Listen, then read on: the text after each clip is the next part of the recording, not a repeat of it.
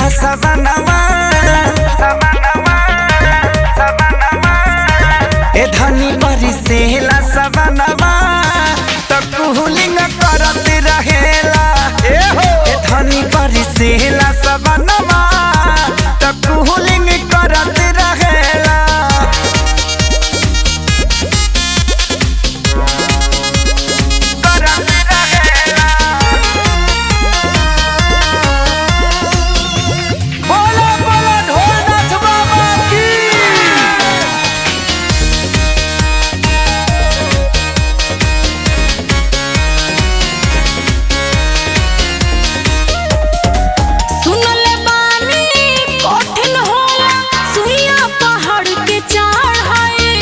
के परी नरम नरम पौआ में पूरा छाला पड़ी जाए।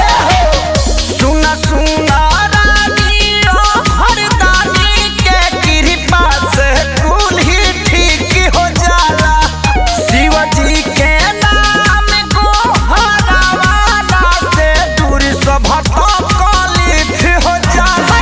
गरम पहाड़ कहीं मिले नहीं अड़का तो आगी के जरत रहेला वही में तब खुशी बा जरेला।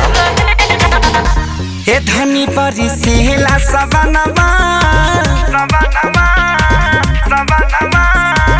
ए रानी बरी सेहला सवनवा त कुहुलिंग करत रहेला।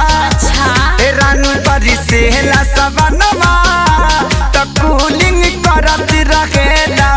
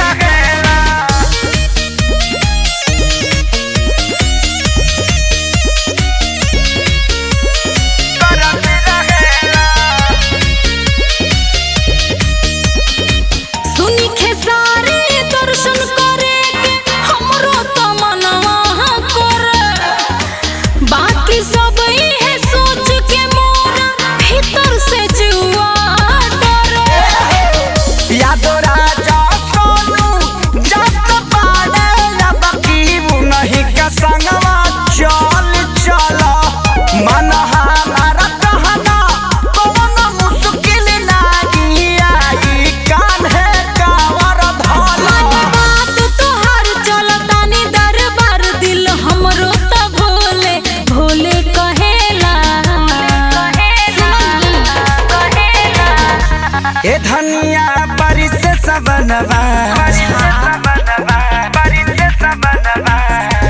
ए रानी बरी सेहला सवनवा त कुहुलिंग करत रहेला। ए रानी बरी सेहला सवनवा त कुहुलिंग करत रहेला। तब की हमहू चले।